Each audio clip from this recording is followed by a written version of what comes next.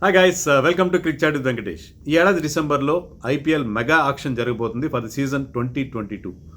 మనకి retention policy కూడా అన్అఫీషియల్గా వచ్చింది. దాని ప్రకారం ఏ టీము ఏ ప్లేయర్స్ని రిటైన్ చేసుకోబోతుంది అనేది మనం చూద్దాం. మీరు అనొచ్చు second half of the season ఇంకా పెండింగ్ ఉంది, సెప్టెంబర్ అక్టోబర్లో జరగబోతుంది, ఆక్షన్ ఏమో డిసెంబర్లో ఉంది కాబట్టి ఆ సెకండ్ హాఫ్ చూసి తర్వాత కానీ వాళ్ళకి ఒక నిర్ణయానికి రారు కదా టీమ్స్ అని మీరు అనొచ్చు. అయితే నేనేది ఏంటంటే రిటెన్షన్ అనేది లాంగ్ టర్మ్ బేసిస్, అంటే నెక్స్ట్ 3 సీజన్స్ కోసం రిటైన్ చేసుకోవడం చూస్తారు. ఒక్క హాఫ్ సీజన్ పర్ఫార్మెన్స్ పెద్దగా ఇన్ఫ్లుయెన్స్ చేయదు, అన్లెస్ అండ్ అంటిల్ ఒక ఎక్స్ట్రాడినరీ పర్ఫార్మెన్స్ ఉంటే తప్ప. So they might have already made up there minds ఎవరెవరిని రిటైన్ చేసుకోవాలనే విషయంలో వాళ్ళకి ఒక ఐడియా ఉంటుంది. ఎందుకంటే ఏదో ఒక్క సీజను లేకపోతే హాఫ్ సీజన్ బట్టి ఉండదు, ఓవరాల్ పర్ఫార్మెన్స్ బట్టి చూస్తారు కాబట్టి I think every team will have a fair idea about whom they are going to retain. So మనకు పాలసీ ఏమొచ్చింది, 2 ఫారిన్ ప్లేయర్స్ కంటే ఎక్కువ రిటైన్ చేసుకోకూడదు, టోటల్గా 4 రిటైన్ చేసుకోవడానికి వీలుంది. దాంట్లో 3 ఇండియన్స్, ఒక ఫారిన్ ప్లేయర్ ఉండొచ్చు, లేదా 2 ఫారిన్ 2 ఇండియన్ ఉండొచ్చు. But foreign players should not exceed 2 and overall retention should not exceed 4. ఇంకా రైట్ టు మ్యాచ్ ఉండదండి, ఎందుకంటే 4 ప్లేయర్స్ రిటైన్ చేసిన తర్వాత ఇంకా రైట్ టు మ్యాచ్ కూడా పెడితే కొత్త టీమ్స్ దిక్కు లేకుండా పోతాయి. సో అది పరిస్థితి. ఇప్పుడు 4 ప్లేయర్స్ పెట్టడం చాలా ఎక్కువ అని నేను అనుకుంటున్నాను. సో ఆ లెక్క ప్రకారం చూస్తే మరి ఎవరెవరిని రిటైన్ చేసుకుంటారో చూద్దాం. ముందుగా ఈరోజు 4 టీమ్స్ గురించి చూద్దాం. ఇంకో వీడియోలో, నెక్స్ట్ వీడియోలో నేను మరో 4 టీమ్స్ గురించి మాట్లాడతాను. ముందుగా ఢిల్లీ క్యాపిటల్స్ చూద్దాం. చాలా వెల్ బ్యాలెన్స్డ్ టీమ్, ముంబై కంటే కూడా. ఎందుకంటే ఆల్రౌండర్స్ కానీ, స్పిన్ డిపార్ట్మెంట్ కానీ, పేస్ కానీ, every department is fully covered. అది ఒక్కొక్క ప్లేయర్కి ఒక్కొక్క ప్లేయర్, మన ఇండియన్ టీంకి ఎలాగైతే బెంచ్ స్ట్రెంత్ ఉందో అలాంటి బెంచ్ స్ట్రెంత్ కూడా ఉన్న టీం ఇది. Unfortunately they have to get rid of most of the players. చాలా బాగా సెటిల్ అయిన టీం అది, కానీ వాళ్ళు దాన్ని రిటైన్ చేసుకునే పరిస్థితి లేదు. అంతేకాకుండా they are strong in their Indian contingent ముంబైకి వీళ్ళకి కొంతవరకు చెన్నైకి ఉన్నంత స్ట్రాంగ్గా ఏ టీంకి లేదు. సో ఆ ఇండియన్ కాంటింజెంట్లో కనీసం 7 ప్లేయర్స్ని వాళ్ళు, ఆ 7 ఎవరినైనా రిటైన్ చేసుకోవచ్చు. ఎవరెవరు? శిఖర్ ధవన్, పృథ్వీ షా, రిషబ్ పంత్, శ్రేయస్ అయ్యర్. బౌలింగ్లో 3 aces, Ashwin, Axar and latest sensation Avesh Khan. So 7 ఎవరినైనా రిటైన్ చేసుకోవాల్సిన పరిస్థితి. అందుకంటే each and every one of them will walk in the 11 and they are performing exceedingly well. So మరి ఎవరిని రిటైన్ చేసుకుంటారు?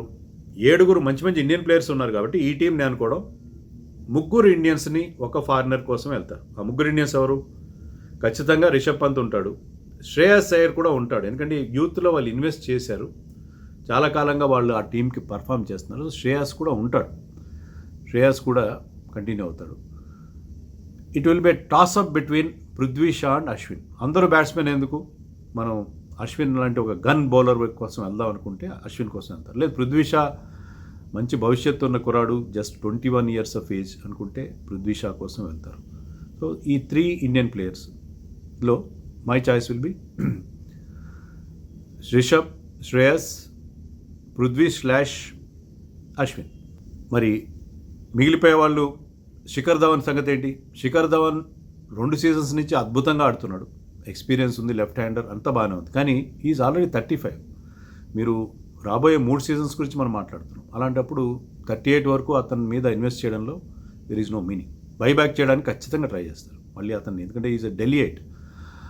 అలాగే మిగతా అక్షర్ కోసం కానీ, ఆవేష్ కోసం కానీ వెళ్తారు వాళ్ళు. ఇంకా ఫారిన్ ప్లేయర్స్ విషయానికి వస్తే I think they will go with Rabada అనుకుంటున్నాను నేను. ఒక ఆల్రౌండర్ కావాలంటే స్టాయినస్ కోసం వెళ్తారు, లేకపోతే రబాడాకి వెళ్తారు. వోక్స్, నోకియా, హెట్మైర్ బదులు వీళ్ళిద్దరి మధ్య ఛాయిస్ ఉంటుంది. రబాడా పవర్ ప్లేలో వికెట్స్ ఇవ్వకపోవచ్చు, కానీ మిడిల్ ఓవర్స్లో కానీ, డెత్ ఓవర్స్లో కానీ డెడ్లీ బౌలింగ్ చేస్తాడు, పేస్ ఉంది, అతని ఇంపాక్ట్ కూడా ఉంది బ్యాట్స్మెన్ పైన. So Rabada I think is the choice, but Stoinis out side chance అయితే ఉంటుంది. సో రబాడా అండ్ నేను చెప్పిన ఇండియన్ ప్లేయర్స్, ఇది ఢిల్లీ క్యాపిటల్స్ అని అనుకుంటున్నాను. నెక్స్ట్ రాజస్థాన్ రాయల్స్కి వాళ్ళకి ఇండియన్ కాంటింజెంట్లా కాకుండా, ఢిల్లీలా కాకుండా ఫారిన్ ప్లేయర్స్ మంచి వాళ్ళు ఉన్నారు. ఇండియన్ ప్లేయర్స్లో అంత గొప్ప ప్లేయర్స్ లేరు. దాంట్లో ఫారిన్ ప్లేయర్స్లో ఎవరు? Jofra Archer is there, Ben Stokes, Jos Buttler and Chris Morris. కానీ ఇద్దరినే ఉంచుకోవాలి కదా, ఇద్దరిని రిటైన్ చేసుకోవాలంటే జోఫ్రా కోసం ఖచ్చితంగా వెళ్తారు, Ben Stokes / Buttler. Ben Stokes because of his all round ability, match winning skills. But Buttler over the period over year, some past few years has been doing exceedingly well for them, and is a wicket keeper also. మరి ఆ choice విషయంలో అది management call తీసుకుంటుంది, ఎవరిని తీసుకోవాలనేది అది management decision అవుతుంది. మరి ఫారిన్ ప్లేయర్స్ అయిపోయారు, మారిస్ కోసం వెళ్తారని అనుకోను. మరి ఇండియన్ ప్లేయర్స్లో Sanju Samson of course their captain and their star batsmen ఉంటాడు, ఓకే, అతని విషయంలో నో బ్రెయినర్ అది. రాహుల్ తేవతియాని తీసుకుంటారా, లేకపోతే Chetan Sakariya half season performance ఆధారంగా తీసుకుంటారు, అతను బైబ్యాక్ చేయడానికి చూస్తారు. కానీ రాహుల్ తేవతియా లాంటి ఒక మ్యాచ్ విన్నింగ్ ఆల్రౌండర్ కోసం వెళ్తారని అనుకుంటున్నాను. సో అది రాజస్థాన్ రాయల్స్ చాయిస్. ఇంకా వాళ్ళ దగ్గర యంగ్స్టర్స్ ఉన్నారు, త్యాగి, రియాన్ పరాగ్, యశస్వి జైస్వాల్, వాళ్ళ కోసం వెళ్తారని అనుకోను. So that is about Rajasthan Royals. Next comes కేకేఆర్కి కూడా ఫారిన్ ప్లేయర్సే వాళ్ళ మెయిన్ స్ట్రెంత్. ఫారిన్ ప్లేయర్స్లో ముగ్గురు మధ్య రసల్ డెఫినెట్గా ఉంటాడు. రీరస్ వాళ్ళ కీ ప్లేయర్, అతను రిటైన్ చేసుకున్నారు, గతంలో కూడా చేస్తున్నారు. గతంలో సునీల్ నారాయణ కూడా వాళ్ళు రిటైన్ చేస్తున్నారు. ఈసారి సునీల్ నారాయణ కోసం వెళ్తారా, అతని పర్ఫార్మెన్స్ గతంలో ఉన్నంత ఎఫెక్టివ్గా లేదు కదా అని మీరు అనొచ్చు. సో సునీల్ నారాయణ బదులు ప్యాట్ కమిన్స్ కోసం వెళ్ళే అవకాశం ఉంది.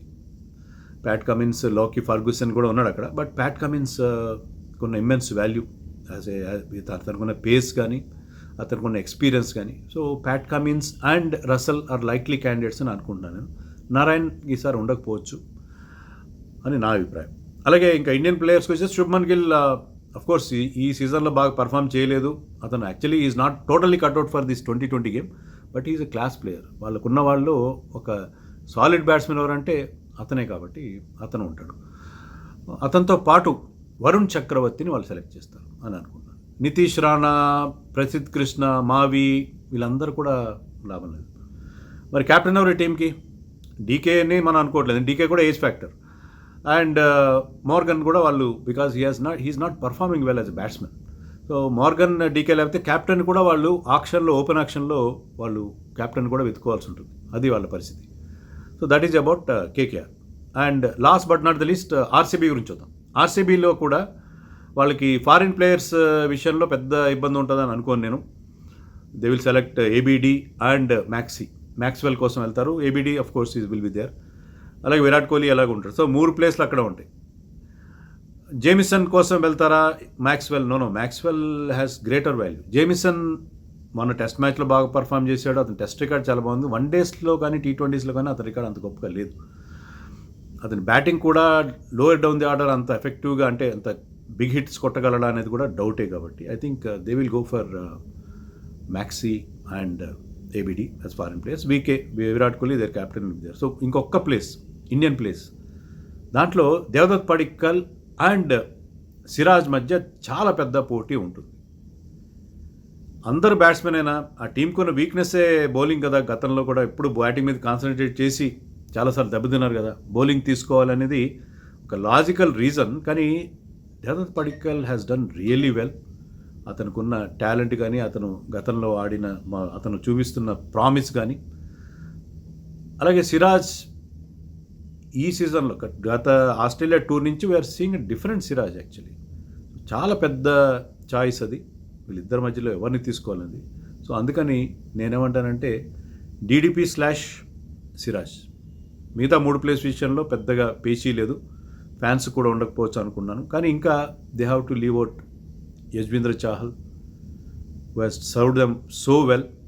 మళ్ళీ బైబ్యాక్ చేస్తారు ఇలాంటి ప్లేయర్స్ని, they will try to buy back. ఎందుకంటే మీకు గతంలో ఎలా ఉంది రిటెన్షన్ పాలసీ 2018లో, మీరు 3 ప్లేయర్స్ రిటైన్ చేసుకుంటే 15 crores, 11 crores అండ్ 7 crores ఆ అమౌంట్ పక్కన పెట్టాలి వాళ్ళ ముగ్గురికి. అంటే ఎంత అవుతుంది? 33 crores పోతుంది out of your 85 crores. So ఈసారి 4 ప్లేయర్స్కి ఫర్ సపోజ్ 40 crores పక్కన పెట్టాలనుకున్నాం. ఈసారి వాళ్ళ క్యాప్ కూడా, శాలరీ క్యాప్ కూడా 85 నుంచి 90 crores పెంచుతున్నారని అంటున్నారు. సో ఇంకా వాళ్ళ దగ్గర 50 crores ఉంటాయి.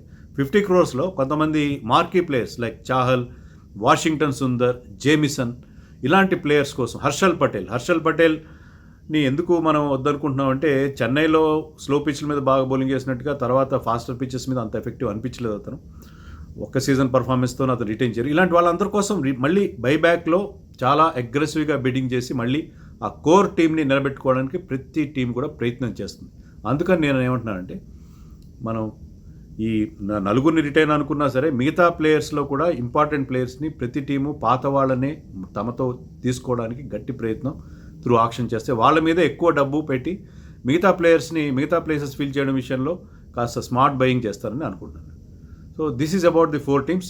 మరొక 4 teams గురించి ఇంకొక వీడియోలో మాట్లాడుకుందాం. ప్రస్తుతానికి సెలవు. Please take care of your self. Please subscribe our channel for more updates on cricket.